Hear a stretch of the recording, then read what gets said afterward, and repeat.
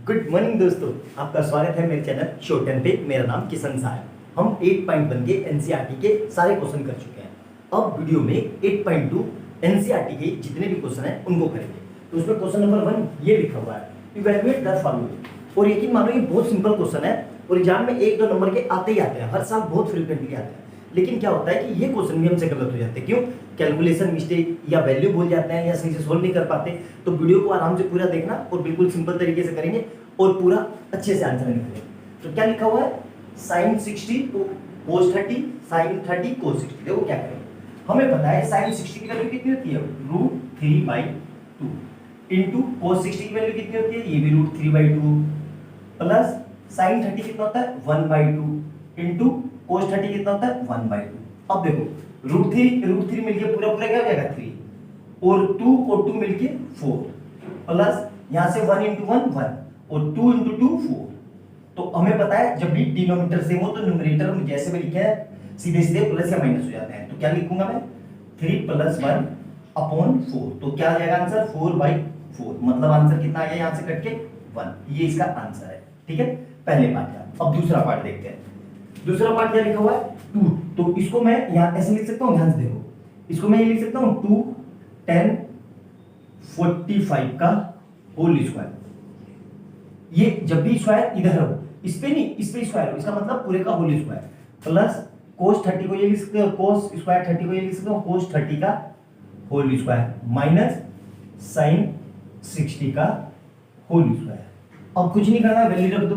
तो 2 × 10 45 कितना होता है 1, तो 1 का होल स्क्वायर प्लस cos 30 कितना होता है, cos 30 होता है √3/2 का होल स्क्वायर माइनस sin 60 कितना होता है √3/2 का होल स्क्वायर। अब देखो ये प्लस में ये माइनस में सोल्व करने की जरूरत नहीं है, डायरेक्ट ये कट हो जाएंगे। तो यहां से क्या बचा है 2 और 1 का स्क्वायर 1, तो 2 × 1 1 2। तो ये मेरा दूसरे पार्ट का आंसर है। आया यहां तक समझ में? तो अच्छे से नोट डाउन करो। बाकी के बोर्ड बन चुका है, बाकी के 2 पार्ट और करते हैं। बहुत सिंपल क्वेश्चन है, देख लिया आपने कितनी आसानी से कर लिया मैंने। आप भी ऐसे कर सकते हो, बस शर्त यह है कि बिल्कुल आराम से तसल्ली से कूल होके करना है। हबड़ तबड़ नहीं करनी है, एग्जाम में जल्दबाजी नहीं है। 3 घंटे का समय एनफ समय है। तो नोट डाउन करो, करते हैं अगला क्वेश्चन।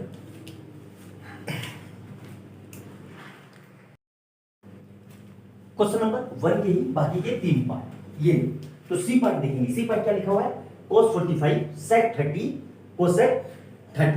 तो कुछ नहीं करना, वैल्यू रख देंगे। cos 45 कितना होता है 1/√, डिवाइडेड बाय sec 30 कितना होता है 2/√3 प्लस cosec कितना होता है 2। अब देखना ध्यान से, इसको ट्रिक सोल्व करना आपको दिक्कत दे देगा। कैसे सोल्व करेंगे ध्यान से देखो। इसके नीचे कुछ नहीं है तो 1, तो 1/√2 तो ऐसे ही रहा। ठीक है, इसको देखो यहां से इस पूरे में से मैं 2 कॉमन ले लूं, तो 2 कॉमन ले लिया। मेरा क्या बचा यहां पे 1/√3 प्लस 1। यहां तक समझ में आया? कोई दिक्कत यहां तक? अब देखो ध्यान से, तो 1 इसको इरेज कर देता हूं साथ के साथ। यहां तक आपने लिख लिया होगा। तो इसी को क्या लिख रहा हूं मैं 1/√2 तो ऐसे ही रहा और ये 2 यहां पर आ गया और इसको एलसीएम लेंगे तो ये क्या हो जाएगा 1 प्लस ये देखो √3/√3। यहां तक क्लियर है? अब देखना ध्यान से कैसे करेंगे। अब ये जाएगा पलट के सबसे ऊपर और ये इसके साथ, तो यहां से क्या जाएगा 1/, देखो इसकी मल्टीप्लाई इससे, तो 2√2 और ब्रैकेट में क्या आएगा 1 + √3। ये तो नीचे वाला है और ऊपर क्या मल्टीप्लाई होकर चला जाएगा √3। ठीक है, तो इसको अब या तो यही छोड़ दो या इसको रेशनलाइज कर दो। तो रेशनलाइज करेंगे तो ये क्या होगा, चलो रेशनलाइज कर देते हैं। ठीक है, तो ये क्या हो जाएगा 1√3 और यहां से कितना आ रहा है ये 2√2। और देखो इसको रीअरेंज करके लिख लो। रीअरेंज करके क्यों? क्योंकि ये √3 बड़ा है और 1 छोटा है। यहां तक समझ में आया? अब मैं क्या कर रहा हूं, ध्यान से देखो। अब मैं क्या कर रहा हूं रेशनलाइज, इसको रेशनलाइज, क्योंकि रूट में कभी आंसर नहीं होता। तो √3 ऐसे ही रहा।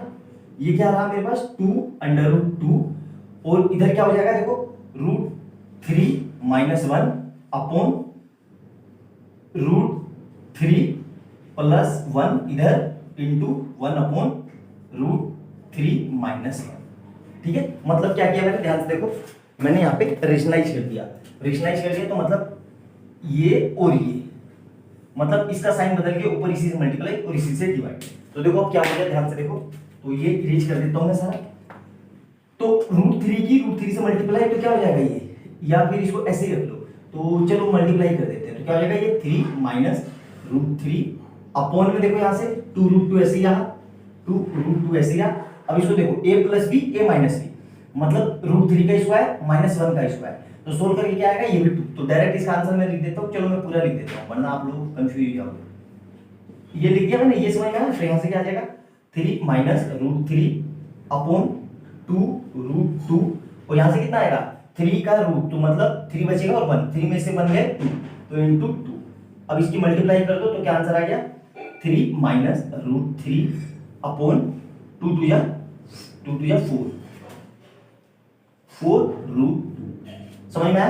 तो ये सिंपल सा क्वेश्चन है, और फर्दर इसको सोल्व कर सकते हैं कैसे, √2 से मल्टीप्लाई और √2 से डिवाइड। तो इसी को कर देते हैं देखो फिर से, क्योंकि कभी भी हमारा आंसर रूट में नहीं होना चाहिए। तो देखो फिर से इसको रेशनलाइज कर रहे हैं, तो 3 माइनस √3 अपॉन 4√2 इंटू √2 से मल्टीप्लाई और √2 से डिवाइड।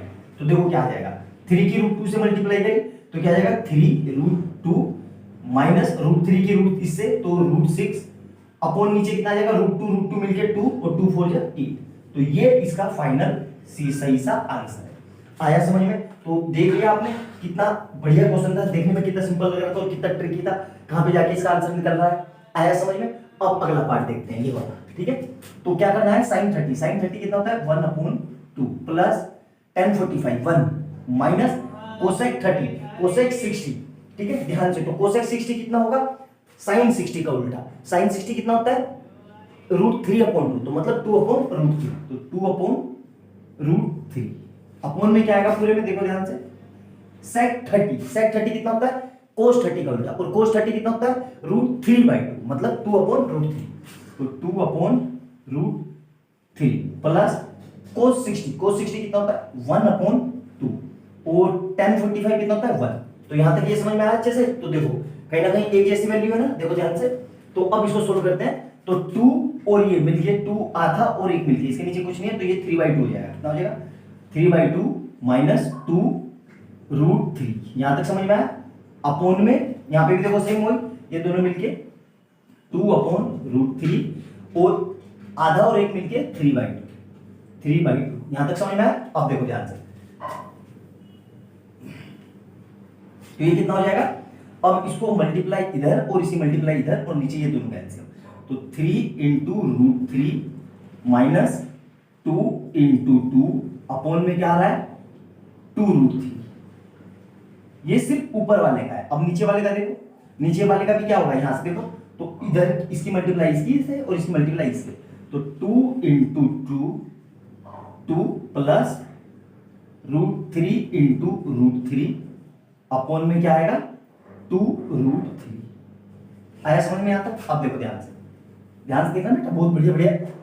इससे ये कट गया, तो ऊपर क्या बच रहा है 3√3 माइनस 4, और नीचे क्या बच रहा है 3√3 प्लस 4। यहां तक समझ में आ गया, क्लियर है यहां तक। अब देखो फिर से, अब इसको फिर से रेशनलाइज करेंगे। क्यों, अभी मैंने बताया था रूट में कभी भी आंसर नहीं छोड़ते हैं, तो ये इधर क्या आएगा 3√2 माइनस 4 अपॉन 3√2 माइनस 4, ठीक है। क्लियर है यहां तक। अब देखो ध्यान से, अब ध्यान से देखो, तो ये एक कुछ फार्मूला बन रहा है, नहीं बन रहा है तो कोई बात नहीं, आपको अच्छे से मैं करवा देता हूं। हटाओ, नहीं समझ में आ रहा है तो बिल्कुल बेसिक से करते हैं, जैसे चाइल्ड में करते थे बचपन में, ठीक है। और अपॉन में 3√2 प्लस 4, तो इधर से क्या आ रहा है 3√2 माइनस 4। क्लियर है यहां तक। अब देखना ध्यान से, a माइनस बी मतलब a माइनस बी का होल स्क्वायर, मतलब इस पूरे को अगर मैं x मान लूं तो ये पूरा भी x हो जाएगा, तो x इंटू एक्स मिलकर क्या हो जाएगा x स्क्वायर, और x की जगह क्या लिखा हुआ है 3√3 माइनस 4 का होल स्क्वायर, और नीचे क्या आ रहा है ध्यान से देखो a plus B a minus B, तो मतलब 3√2 का होल स्क्वायर माइनस 4 का होल स्क्वायर। क्लियर है यहां तक। अब इसको कैसे सोल्व करेंगे ध्यान से देखना, a square plus B square minus 2b, तो कैसे लिखेंगे पूरा पूरा लिख देता हूं मैं, 3 इंटू 3 इंटू √3 इंटू √3 इसको लिखा सिर्फ, और इसको लिखेंगे तो -4 वो +4 × 4 -2ab, तो 2 × ये तो 2 × 3√3 × 4 अपोन में देखो क्या आ रहा है 3 का स्क्वायर करेंगे तो 3 3 9 और √2 मिलके 2 तो 9 और × 2 18 तो 18 - 60 क्लियर है यहां तक। अब देखो ध्यान से अब कितना हो जाएगा ये 3 3 9 और √2 मिलके पूरा 3 तो मतलब 9 3 27 तो 27 और 4 4 60 माइनस इधर से क्या आएगा 4 दूनी 3 दूनी 6 जो 24 तो 24√3 अपोन में क्या आ रहा है ध्यान से देखो 18 में से 16 गए तो 2 बचेंगे तो ये क्या हो जाएगा तो 27 28 29 30 40 43 -24√3 अपोन 2। अब ये आगे सोल्व नहीं हो सकता यहीं पे इसका आंसर है। आया समझ में। तो इतना ही इसको सोल्व करके लिख देना है। क्लियर है। तो देखो सिंपल से क्वेश्चन है लेकिन कैलकुलेटिव क्वेश्चन है। आया समझ में यहाँ तक। क्लियर है यहाँ तक। तो दोनों पार्ट लिख लिए होंगे आपने अच्छे से। तीसरा पार्ट देखते हैं। ठीक है नोट डाउन करो इतना अच्छे से सही से। ठीक है अब देखो